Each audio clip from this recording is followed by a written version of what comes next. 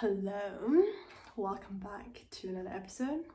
Wanted to share some thoughts on rejection, how I deal with rejection, how I see other people deal with rejection, and in a business sense and also in a personal sense. And so I wanted this to be a little bit more of a casual, chill vlog style. I'm just gonna lean back and just share my thoughts. So one of the biggest things that tends to hold people back from starting something, from launching the thing, from sending that email, going after that opportunity, is always usually from a fear of rejection. And it just, I felt it myself, just how debilitating it is to be so paralyzed by this fear of rejection and how much we make that mean something like the end of the world to us. You know, if someone rejects us, say we apply for a job and we get rejected, or we really wanted to work with a client and we send them a proposal and they said, hey, sorry, you're too expensive for us. I mean, I've gotten that quite a few times. Or, oh, we decided to go with someone else, and it sometimes feels like a dagger to the heart, like it fucking sucks, right? It sucks. And other forms of rejection that hurt a lot that I've also experienced is you put your heart and soul into a product, maybe a course or a template, for example, and you're so excited. You've put in so much time, sweat, energy, tears, everything, and money as well into this thing that you're so proud of. You launch it and no one buys. It's like maybe just your mom or your brother or close friends, sort of like, oh, you know, I'll support you. And it sucks. I've been there. It really sucks. And you kind of feel like you've been rejected by the world. Maybe you even reject yourself, right? It's like, see, we're not made for this. We're not good enough, or our work isn't good enough. Or using it as an excuse to just go back to whatever comfortable job you were doing before instead of trying again, because we make rejection mean that we failed at something, and we use that as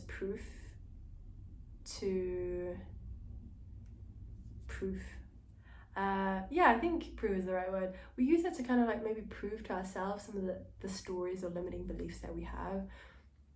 For example, you could be like, see, you're not good enough. See, you're not deserving enough maybe of this. It always comes back to enoughness though, right? It's like, you're not this enough or that enough, right? And whatever it was that you grew up with, the stories that, you know, your family fed you, or that you fed yourself, right? And that you're holding on to. And so I suppose the question a lot of people have is, how do you get past this fear of rejection? Doesn't everybody feel it? How is it that some people seem like they don't give two fucks about what people think? How does one get to that stage, right? And so I'll share a fun side story. I had this ex-boyfriend once. He was the definition of 0 fucks given. And it fucking triggered the shit out of me. I was like, what do you mean? How dare you not care what I think? How dare you not take my opinions of you into consideration, or all these things? I was like, how dare you, right? I was like, I matter, my opinions matter. And it just triggered me so much because he genuinely didn't care what people thought of him. He's like, I do me, you do you. Like, you know, just, yeah. And And I thought that was so fascinating. It was the first time I really ever met somebody who was just so zero fucks given. And I was like, respect. I want to get to that stage. And I think I got so triggered because I wanted to be there. I wanted to have that self-confidence in a way that he had, and that I didn't think I would ever be able to achieve in myself. And so I think that's why it triggered me so much. And I think that's also why we are often triggered by people who seem very confident or who seem very, I don't know, out there, let's say. Well, like, oh, how dare you do that? Or how dare you be happy and I'm not happy, right? But oftentimes it's just a reflection of us and our own shit that we haven't yet healed. And so that, I would say, was the beginning of my journey in healing this part of me, which was always so scared of rejection.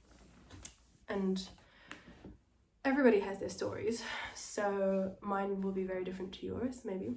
For me, my fear of rejection came from feeling like if somebody rejected me, that I wasn't worthy of being loved and that I couldn't love myself.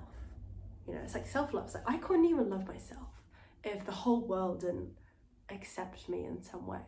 And having had such a fragmented childhood, I had lots of homes, I had lots of schools, and I had lots of friends, and just lots of languages, and I moved around a lot, and I had this very fragmented identity, and I felt like I didn't belong anywhere. And so I think that was one of the reasons why I strove even harder than most people to be accepted into a group, because I knew I didn't belong. I didn't look like the people around me, didn't speak like the people around me, or my parents didn't speak like the parents around me, it's just I always felt like I was the odd one out. I was like the misfit. No matter where I went, I was the misfit, I was the lone wolf. And I always felt like friends sort of just took me in out of pity, and I didn't really belong, and that they didn't really accept me like they accepted the other people in their group. And so I felt like I had to try extra hard because I was maybe like extra scared of rejection. And also because I rejected myself, I think I also felt rejected emotionally by parents. And one of the things that actually really helped me overcome my fear of rejection was using subconscious tools and methods. So hypnotherapy is one of them, and I would actually say like I had one hypnotherapy session that like changed my life. we went so deep and really healed like a core wound of mine, and ever since then it's like, wow, like I have so much more conviction in myself, I have so much more self-love for myself, I feel so much more like deserving of the things that come my way. And I don't mean that in an arrogant way, it's just like I always thought I didn't deserve anything. I felt like I didn't deserve my business, my team, I didn't deserve this life, I didn't deserve to be in Lisbon, I didn't deserve to be alive, I didn't deserve all of these things that I had in my life. And it was so crazy. And so self-deservedness was like a massive piece for me, and I think that was tied to, was it self-worth? I think there are like 4 core pillars or something: self-love, self-trust, self-worth, and something else, I can't remember. But yeah, I think it was, for me, it was like self-worth that I needed to work on. And it was tied to like a core memory when I was in 2.5 years old. And when that first happened, and going back to that point, and with hypnotherapy, you're in your subconscious, but you're still very conscious. You're not, you have full control of everything. And it was just a really, really fascinating experience for me. And I was like really skeptical going in. So I was like, this is probably not gonna work. Holy shit. I like came out and I'm like, my brain has been rewired. It was so crazy, honestly. So for anyone who's like thinking about it, of course there are like lots of different modalities of hypnotherapy. I'm not very familiar with that whole world in general, but I have friends who are in hypnotherapy. So like, if you need a good contact, message me on Instagram at Emily Palin or comment down below. Yeah, or just find me in some ways. I've got my links down below. And message me and I can send you the contact of the person who gave me that life-changing hypnotherapy experience. Anyway, so other things that really helped me was, apart from that, doing the thing that I was most afraid of, or kind of like exposure therapy, I would say. So in business, you're going to get rejected. Just that's a flat out certainty, right? And oftentimes what holds us back is our fear of being rejected, like at scale. And so what actually helped me a lot was to put myself out there even more and to actually play the game of like, hey, how can I deliberately get rejected in a way? Because I know every time I put out an offer, I'm going to get rejected. Every time I send an email, people are going to unsubscribe. Like, for sure that's going to happen, you know? And so I kind of just flipped the script a little bit and sort of played a game with myself. Like, let's just see, you know, how much we could get rejected. And in the process of doing so, I actually made more money and I had more yeses than I did rejections. But you need those rejections in order to get those extra yeses, right? So it's like, how willing are you to be rejected in order to be accepted as well? So that was something that really helped me a lot, and to realize and understand that you're not gonna die. I think that's like a really interesting core biological fear that we have. If we're rejected by people, by the tribe, we're gonna die, we're gonna be alone, which is obviously a very real and valid fear. But I think when you do it enough times and you are rejected enough times, you start to understand how to self-regulate yourself in that, and you realize that you're not in any danger. You are safe. It is safe to be accepted, and it is safe to be rejected, and it means nothing about you, right? I think once I really fully embodied that and felt that truly in my body, that I was safe when I'm rejected, because I will never reject myself. That was like the most freeing moment. And on the flip side, the rejecting others, let's say, so I often think that oftentimes people who have an issue with being rejected tend to over-explain themselves when they are needing to reject other people. So like, let's say you're hiring and you're only picking one person and everyone else you have to reject, and you really struggle with telling people no.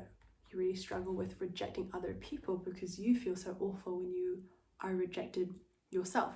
And so it actually means nothing about the action of, it means nothing about you rejecting that person. It's more it's more like the meaning you put on yourself because of the parts of you that you haven't healed yet. So I'll give you an example. I won't say who it is, but this person who's watching this will know who it is.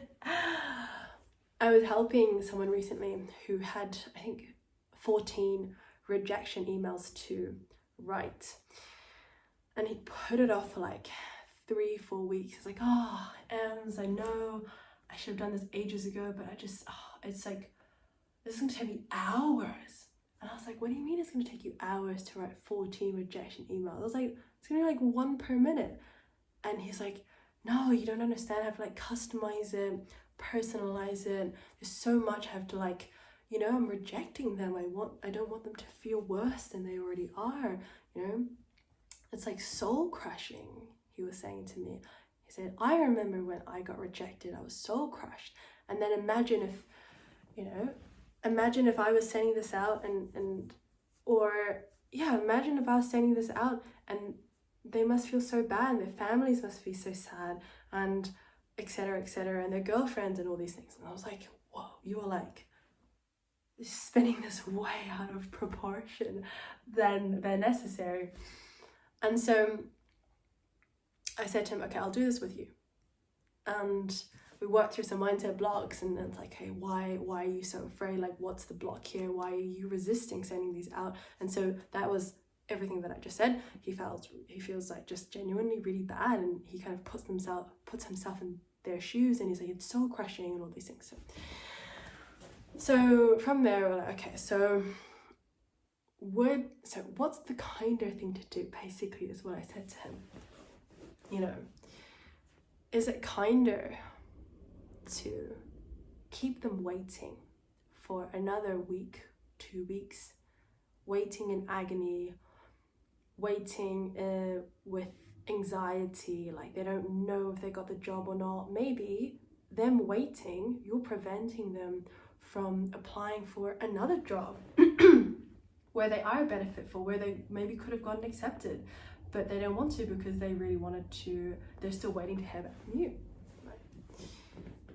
And either way, these people who are waiting for a response are waiting in agony, right? It's like if you said to someone, if you propose to someone, you're like, will you marry me? And you're like, I'll get back to you. And you're like, oh, I don't really want to marry him, but I don't know how to say it. I don't know how to break his heart or something. And so you just keep them waiting in agony. And I just think that's even worse. I think that's cruel. I think it's like the most cruel thing you can do is like, if you know your decision, just fucking tell them. Like, just give it to them. Pull off the band-aid and just say it to them. Like, it's the most true thing that you can say, right? And so I helped him through these rejection emails. And he managed to get it down to like, I don't know, maybe like half an hour or something like that, which is way faster than, he was like, he finished, he's like, oh my God, I've never done these so fast before. And in the end, when I was watching him do it, what was really interesting to me was how important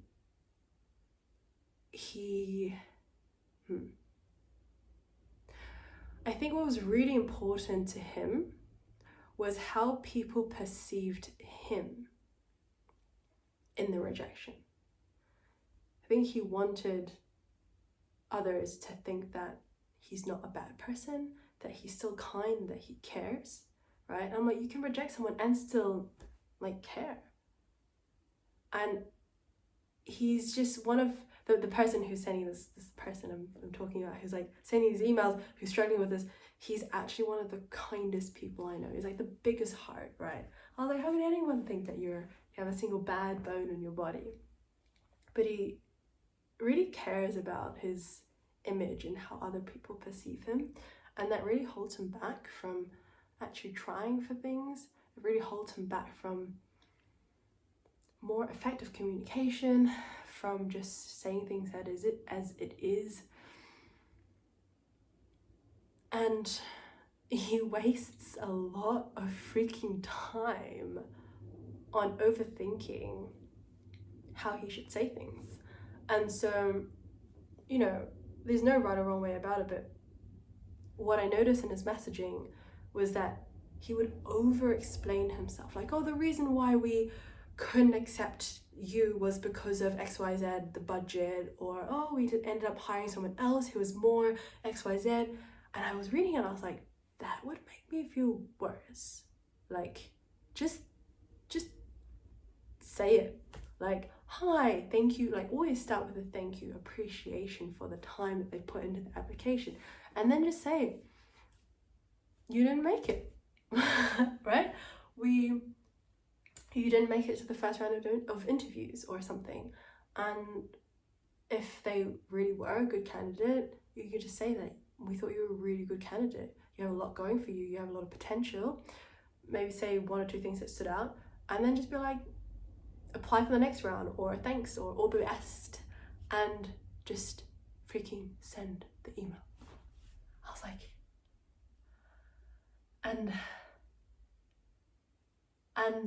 it was just interesting to me how emotionally charged he was in sending these. And so in the end, I had like this timer. I was like, 1 minute, go, 1 email per minute, next one, go. And when he sort of had this time pressure, then he couldn't overthink it. He was like, okay, cool, I've got some accountability, I've got some time pressure here, I kind of make it a bit of a game, and he didn't overthink it so much, and that really, really helped. So if you're someone like who overthinks it, just put a time cap on it, just don't worry. And honestly, if I'm being honest, like, if someone's gonna reject me, I don't care what they say, I don't care how nice they are. I'm like, cool, I just got rejected, next. Right, doesn't matter. And I think we're just so scared to be disliked by people or painted as the bad cop. But there will always be people who will dislike you, and it doesn't matter. It doesn't mean anything about you, right?